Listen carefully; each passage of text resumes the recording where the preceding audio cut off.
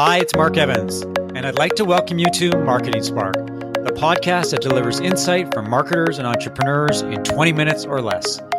On today's show, I'm talking with Jordan Bauer, who runs Transformational Storytelling in Vancouver, which does training, consulting, and coaching around communication strategy.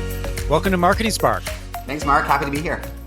It's great to have a fellow storyteller on the podcast. I've been waving the flag about storytelling for at least the last 5 years. I wrote a book about storytelling. It's finally good to connect with kindred spirits. I'm really excited to have you on the podcast. Let's start with the $64,000 question. What is brand storytelling and why does it matter? Because you hear an awful lot these days about brand storytelling. What I've found this year in particular is that as conferences have disappeared, storytelling seems to become embraced more enthusiastically. So what do you see out there and what is the value of brand storytelling at the end of the day? Well, I'm dating myself because I can't even remember the $64,000 question.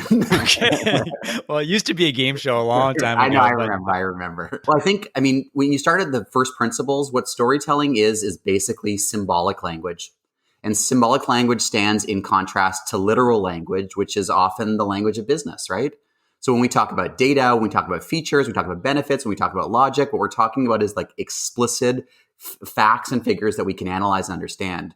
And so storytelling stands in contrast to that.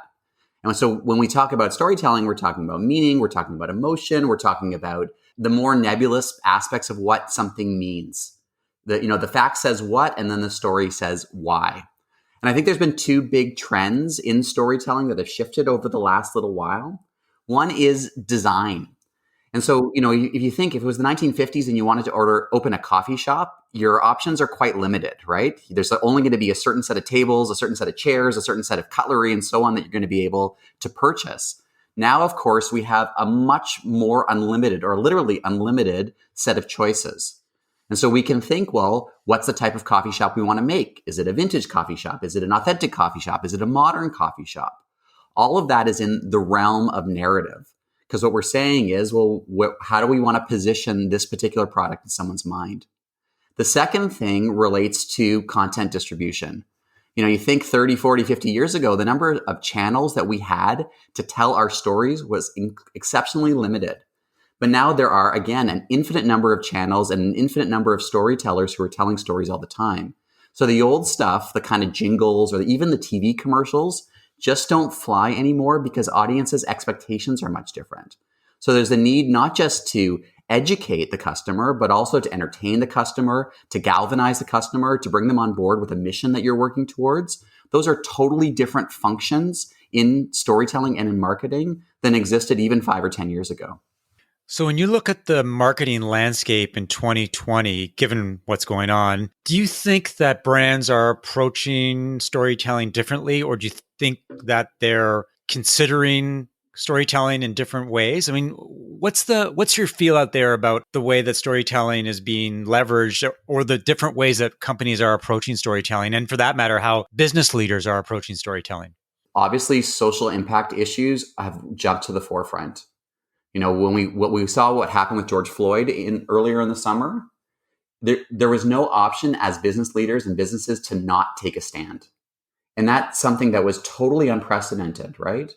So suddenly we have to say not just what our stand is, but we also have to back it up. I see all the time people who are criticizing companies because their About Us page is full of white faces and white male faces. Mm-hmm. So suddenly there's all this pressure to not just believe in something, but to express that belief through the way the company actually operates. So the narrative can't just be a marketing narrative. It's got to be a narrative that runs through purpose and strategy and operations simultaneously. It's a way different way to think about what story means. It's not just entertaining someone, but it's actually saying like, hey, we're working towards some kind of a better world. And by purchasing our product or working with us, you're going to be participant. You're going to be part of our mission towards building that different world. If I was from the outside looking in, if I wasn't a storyteller and I didn't sort of understand the concepts of brand storytelling, that strikes me as a bit intimidating because all of a sudden you're saying that storytelling and different narratives should be weaved into your corporate DNA, is that it's not only the marketing department that should be telling stories, but sales and HR and corporate leaders. And that's a lot to ask an organization to embrace because it obviously doesn't happen overnight. Totally. And I think we're just at the dawn of awareness around this. Because obviously this stuff still happened in the past, like all those different non-marketing functions like sales and like the executive and like operations and finance were always telling stories about their goals and so on, but they weren't put under the microscope in the same way. But suddenly the microscope has increased and the expectations of the world and society of it have increased too. So yeah, it makes total sense to me why an outsider would be daunted about this. And what I would say to someone like that is, this is the world we're moving into, whether we like it or not. So there's a real need to adapt and to build our skill in this area, because when you think about where the future will be in business and society in a couple months, let alone a couple of years, this is the direction that we're all heading in. I think one of the realities is that in the past and traditionally, marketing has been the storytellers. We're the ones who do the creative and write the words and paint the pictures, and that other departments have not been storytellers, at least not front and center. Like sales, for example. I mean, sales guys and sales girls are the good ones, are natural storytellers. They're not so much hawking product as opposed to talking about the experience and creating that narrative. But now the entire organization has to embrace storytelling, and that's the question: is how does that happen? Like how do you start as an organization to recognize the value of storytelling and then not only talk the talk but walk the walk? Well, I think what you said is really insightful. So I just want to make one point explicitly clear to your listeners. The product is the experience now, which means that the product is the narrative. When we purchase a product, we're also purchasing that company's social media language. We're purchasing the relationships that they have to other companies and other partners in their sphere. All of that is embedded in our purchase decision. So I think it's really important that like the first step in terms of moving forward with this is just letting that be real, that the narrative and the story is the product right now. Once we can understand that, we can move to step 2, but that's a really easy step to kind of drift over quite quickly. It makes sense, completely makes sense, because when I talk about the best storytellers, brand storytellers, and I often come back to experience, because it is about the experience that you're trying to convey to a consumer about what happens if they use your product. So I often use Airbnb as a perfect example. So Airbnb technically allows people to book places to stay online wherever they want to stay, but their marketing and their brand narrative is about the experiences of travel, the people that you meet, the foods that you eat, the different places that you'll visit, and it has nothing to do with an online booking service. And I think that's all about the experience, and the product. You're right. The product is the experience. And I'm not so sure that a lot of companies really sort of get it or embrace it. They're still sort of telling traditional straight ahead stories about the product as opposed to the product and the experience. Do you agree with that? I do agree with that. And I'll tell you, like, I'm a sports fan. So I watched a lot of hockey and basketball through the bubble recently. And what I noticed, which was so strange, is that companies would hit me with the same advertisement over and over and over again. So they would make me watch the same commercial, like in the same, like there was no story there because it got boring over time. And so they kept thinking that the story they're telling is this one 30-second piece. But, after I've seen it 30 times, it actually backfires and it makes me feel a sense of aversion to the brand rather than a sense of connection to the brand, even if it was a really great story. So for me, the way I think about this is like, well, what is the experience? The experience is a combination of the product, the content that we put around the experience, and then the personal or the human element to it. And ultimately, it's those 3 things, like a Venn diagram, that come together to create this kind of deeper, what I called before, symbolic narrative that we associate with the product. And I mean, Airbnb is a great example. Like you're saying, Airbnb, on one hand, is what it's like to be in somebody's home, but it's also the way that the product is designed, right? Like the product is designed in such a way that I can't, as a host, make a judgment on whether or not to take someone based on the way that they look, because I don't get to see their picture until after they've booked. So there's a social or a kind of racial element that's built into the way that the product is designed. And For certain people, that makes me feel better because I know I'm participating in something that's bigger. And it also helps to define, well, what kind of content is Airbnb putting out about itself?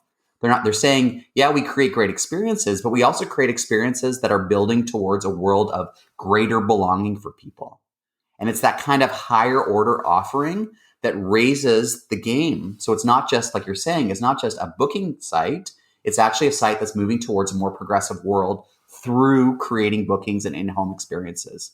That's a much more nuanced and deeper and therefore more valuable story.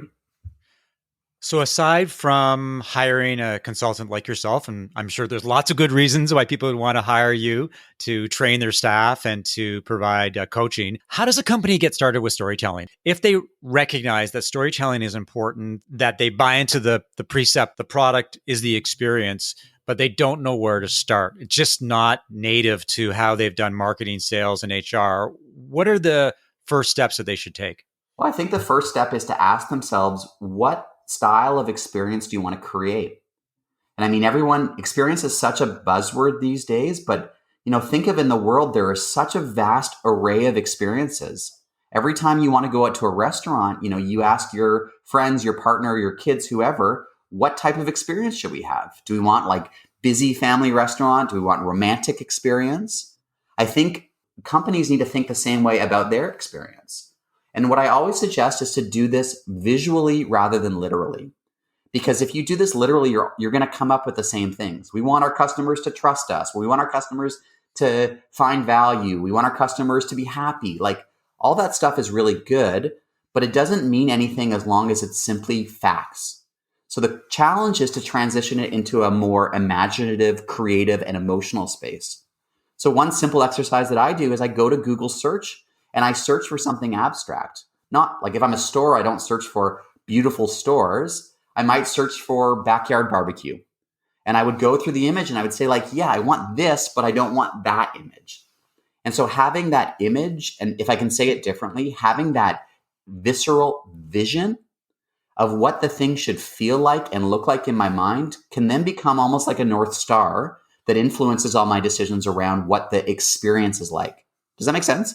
Yeah, it makes sense. You're hearing a lot more these days, at least what I'm reading is about the impact of emotions and how people feel about a brand or a product, or in many cases, the experience that a brand is promising. And one of the softer parts of marketing that I'm seeing these days, along with the focus on brand storytelling, is that we're recognizing that we're not numbers. We're not these entities that you can track and pump into a database. We are actually living, breathing people who make rational and irrational decisions about the products that we buy and the brands that we love. And that, there's lots of different variables that go into brand and marketing and sales, and emotions and the experience are one of them. It's a really fascinating landscape right now because I think in some respects, the rules of engagement are changing.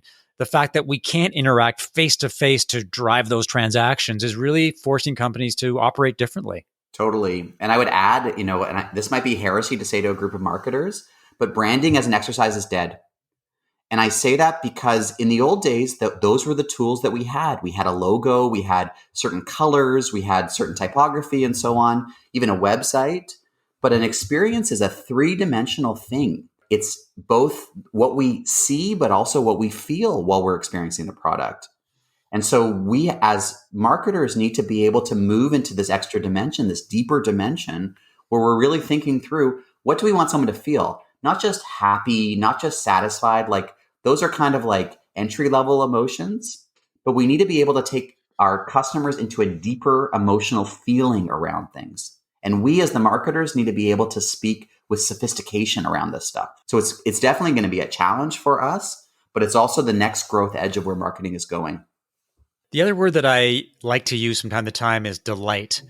It goes back to your notion about how we feel about a brand, how we experience a product. When I think about the consumer brand relationship, I think of how do you delight somebody right from the beginning? How do you create that experience that it involves using your product? The every single touch with your product from beginning to end is delightful. So the advertising is delightful, social, content. And then when you finally attract a customer and you onboard them, that experience of having them cross that little chasm from non-customer to customer is delightful. And that sets the stage for everything. And so I think there's a lot of soft parts to marketing that as marketers, we really need to change how we emphasize and focus on different things. And I would say too, like, delight is beautiful, but something that delighted you yesterday isn't going to delight you today. You know, imagine you have that delicious cookie at just the right time and you're eating the cookie and it feels great. But if someone immediately served you a second cookie, then your desire for it goes down. And so the challenge is to figure out what is, you know, in your language delightful in the moment, almost in an improvisational way. And I think that's the deeper challenge for us in organizations, is that we try to systematize this stuff, but you can't systematize delight. You can't systematize joy. You can't systematize empathy or authenticity. And I think what we have to challenge ourselves to do is to start to shift the way we define these words so that we ourselves as marketers are more creative, more improvisational, more attuned to the in the moment needs of our customer, rather than just trying to get one boilerplate email that we think is delightful. Because again, it might be delightful the first time, but subsequent times is going to be less and less delightful. Like that ad I kept watching during the right. Well, let's wade into something a little more controversial for people like you and I, who are obviously focused on the brand and the brand storytelling side of the fence. And that's about the ability that everything is measurable these days. And because everything can be measured, it should be measured. And marketers are making decisions based on microscopic changes in website traffic and conversion rates and heat maps, and that we've almost become automated in how we make decisions and the things that we do. And we're not thinking out of the box. We're not being as creative as we should be. We're almost being robotic. And I think that's a really sad state of marketing, is that we try to quantify everything to justify how we're doing our jobs. Yeah, I agree. And I would say, just again, to just get specific language around it, it's explicitly manipulative. And so when we are going out to manipulate our customers, like, sure, sometimes it works if we're trying to build our funnel or our engine or whatever it is, but the feeling of it is manipulative. And so we need to find a way to both systematize stuff, because that's what business does and that's what makes us effective. But we also have to find ways to balance the systemization with the humanization. And the humanized side of it is that we hate being manipulated as human beings.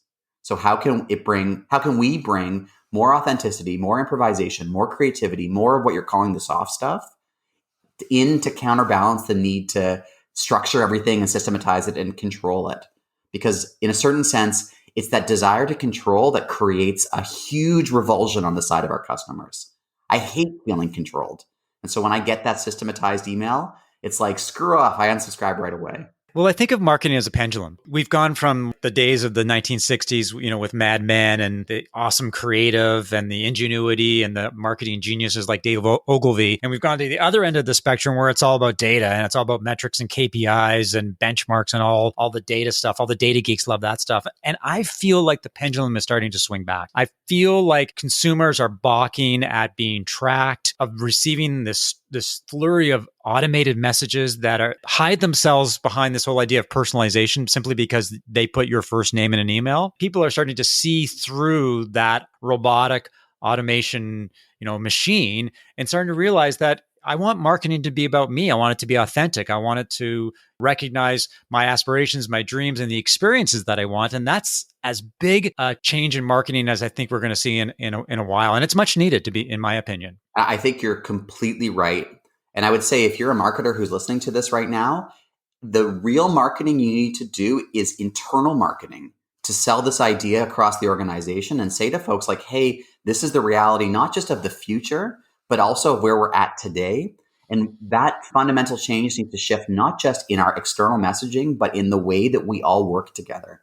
Like that's the threshold that we actually passed when COVID started. So we're already in this world. But I don't think inside organizations, folks have their ears to the ground enough to notice that that's happening. So there's a real need for people who are talking to customers to reflect that idea back in the organization so that the organization can start to shift.